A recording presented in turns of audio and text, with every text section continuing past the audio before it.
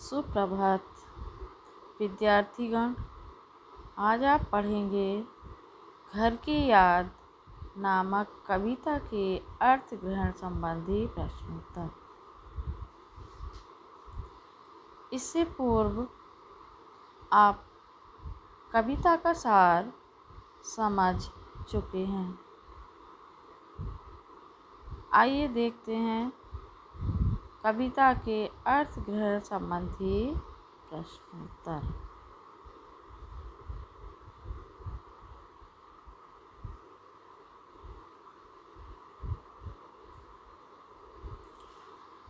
कविता है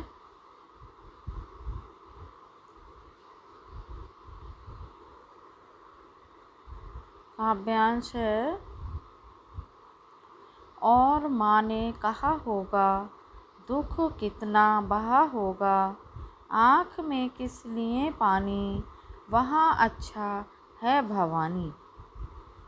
वह तुम्हारा मन समझकर गया है सो ठीक ही है, यह तुम्हारी लीक ही है। पाँव जो पीछे हटाता, कोख को मेरी लजाता, इस तरह हो न कच्चे, रो पड़ेंगे और बच्चे। जब भवानी के पिता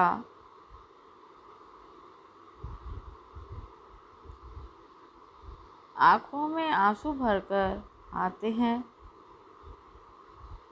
तो भवानी की माँ उन्हें समझाती है। और माँ ने कहा होगा, कभी सोचता है कि उसकी माँ ने उसके पिता को दुखी देखकर ऐसा कहा होगा। आँख में किस लिए पानी, वहाँ अच्छा है भवानी। तुम्हारी आँख में आंसू क्यों हैं, भवानी जेल में अच्छा है। वह तो तुम्हारा मन समझकर ही जेल गया है और ठीक ही है, वह तुम्हारे बताए रास्ते पर ही चल रहा है।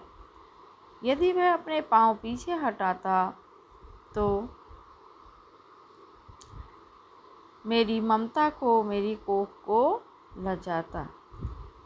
इस तरह कच्चे न पड़ो, तुम्हें देखकर और बच्चे भी रो पड़ेंगे।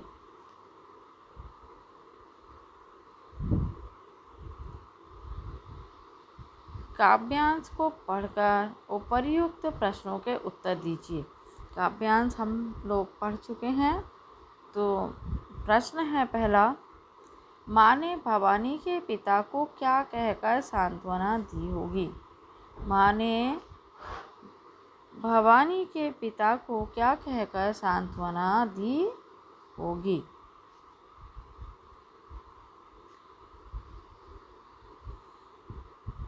इसका उत्तर है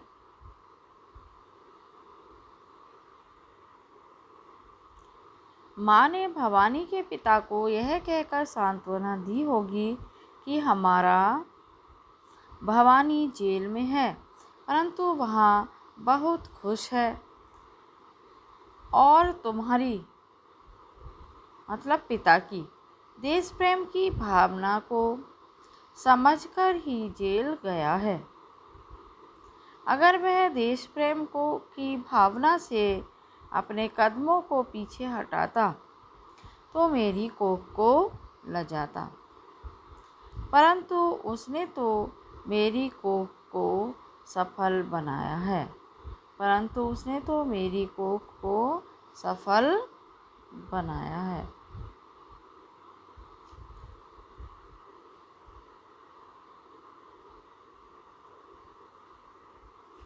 अगला प्रश्न है, देखिए, भवानी के जेल जाने में माता पिता का क्या योग था। भवानी के जेल जाने में माता पिता का क्या योग था।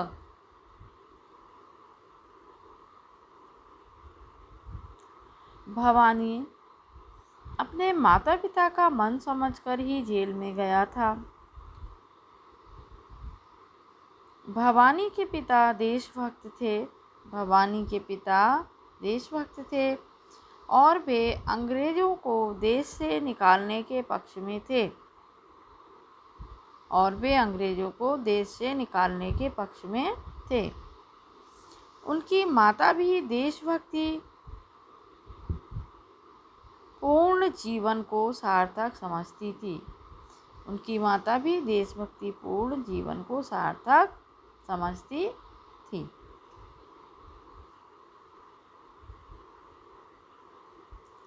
प्रश्न नंबर 3 है, माँ की देशभक्ति पर प्रकाश डालिए। माँ की देशभक्ति पर प्रकाश डालिए। प्रश्न नंबर 3 का उत्तर है, भवानी की माँ देशभक्त महिला है। वह भवानी जैसे देश प्रेमी और त्यागी पुत्र को पाकर प्रसन्न है। भवानी की माँ देशभक्त महिला है। वह भवानी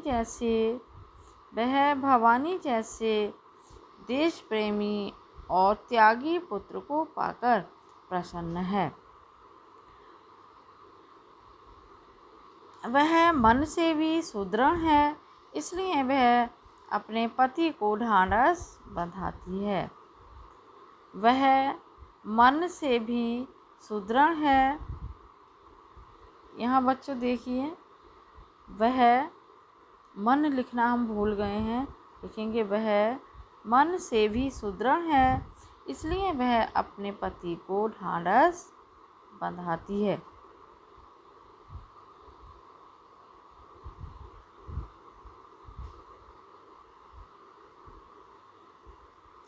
अब देखिए, हम पढ़ेंगे इसका भाव सौंदर्य व शिल्प सौंदर्य। भाव सौंदर्य व शिल्प सौंदर्य।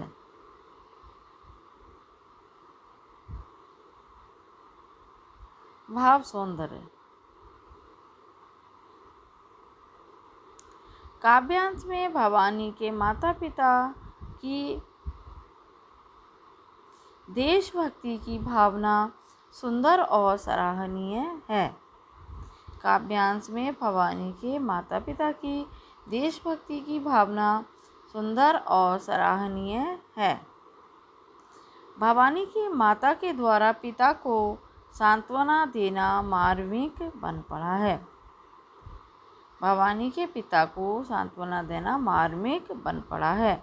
मर्म को छूने वाला, हृदय को छूने वाला।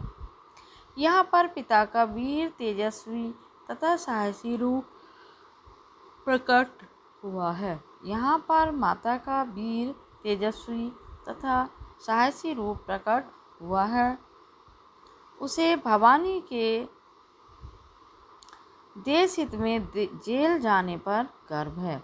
उसे भवानी के देश हित में जेल जाने पर गर्व है। देखिए, अब हम देखेंगे इसका शिल्प सौंदर्य। शिल्प सौंदर्य। संवाद शैली के कारण, पहला पॉइंट है संवाद शैली के कारण कथन सजीव बन पड़ा है। जैसे इस तरह हो न कच्चे रो पड़ेंगे और बच्चे। संवाद शैली क्या होती है? एक दूसरे से संवाद करना। तो यहाँ माँ पिता से कहती है, इस तरह हो न कच्चे रो पड़ेंगे और बच्चे। आप इस तरह से कच्चे ना पड़ो, आपको रोता हुआ देखकर और बच्चे भी रो पड़ेंगे। अगला पॉइंट है इसमें पाँव पीछे हटाना। देखिए, कविता में ये मुहावरों का प्रयोग किया गया है। पाँव पीछे हटाना। दूसरा है कोख को लजाना। कोख को लजाना मुहावरों का प्रयोग है। पाँव पीछे हटाना और कोख को लजाना मुहावरों का प्रयोग है। आप कविता में देखिए,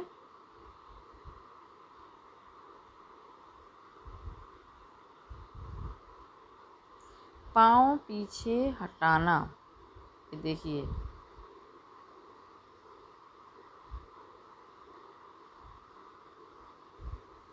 पाँव जो पीछे हटाता है, कोख को मेरी लजाता, कोख को लजाना, दोनों मुहावरों का प्रयोग किया गया है।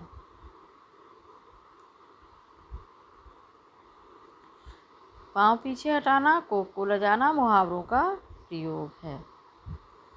अगला पॉइंट है, भाषा बातचीत के समान सरल, सहज और प्रभावपूर्ण है। भाषा बातचीत के समान सरल, सहज और प्रभावपूर्ण है। लगता है मिश्र जी की कविता करने या गाने की बजाय कविता कहते हैं। लगता है मिश्र जी कविता करने या गाने की बजाय कविता कहते हैं। अगला पॉइंट है, छोटे छोटे वाक्यों और तुकों के कारण कविता सचमुच मनमोहक बन गई है। छोटे छोटे वाक्यों और तुकों के कारण कविता सचमुच मनमोहक बन गई है। चलिए शिल्प सौंदर्य देखते हैं एक बार फिर। संवाद शैली के कारण कथन सजीव बन पड़ा है। जैसे इस तरह हो न कच्चे रो पड़ेंगे और बच्चे। अगला पॉइंट है, पाँव पीछे हटाना, कोख को लजाना मुहावरों का प्रयोग है। उससे अगला पॉइंट है, भाषा बातचीत के समान सरल, सहज और प्रभावपूर्ण है। लगता है मिश्र जी कविता करने या गाने की बजाय कविता कहते हैं। अगला है, छोटे छोटे वाक्यों और तुकों के कारण कविता सचमुच मनमोहक बन गई है। धन्यवाद।